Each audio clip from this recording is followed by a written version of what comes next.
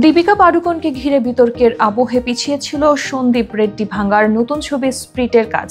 ৮ ঘন্টার কাজের শর্ত ও উচ্চ পারিশ্রমিক চাওয়ায় ছবিটি থেকে বাদ পড়েন দীপিকা, আর সেখান থেকেই শুরু হয় জোর বিতর্ক। তবে সব জল্পনার অবসান ঘটিয়ে এবার ছবির শুটিং শুরু হওয়ার বিষয়টি আনুষ্ঠানিকভাবে জানালেন পরিচালক নিজেই। পরিচালক ভাঙ্গার ঘনিষ্ঠ সূত্রে জানা গেছে, 2025 সালের সেপ্টেম্বরে শুরু হচ্ছে স্প্রিটের প্রথম দফার শুটিং, যেখানে প্রথমেই ক্যামেরার সামনে দাঁড়াবেন তৃপ্তি ডিমরি।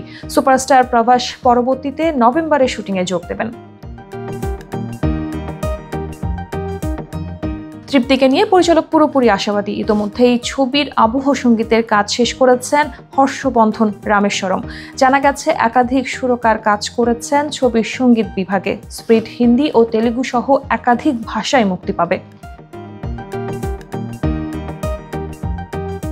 অন্যদিকে মা হওয়ার পর কর্মস্থলে ভারসাম্য রক্ষা করতে কিছু শর্ত দিয়েছিলেন দীপিকা পাডুকোন। ৮ ঘন্টা শিফট ও নির্ধারিত সময়ের মধ্যে কাজ শেষ করার দাবি অনেককেই ইতিবাচকভাবে দেখলেও পরিচালক সন্দীপ রেড্ডি বিষয়টিকে অপেশাদারিত্ব বলে মন্তব্য করেন। এমনকি নারীবাদকে ঢাল বানিয়ে পিআর খেলা করার অভিযোগও তোলেন তিনি।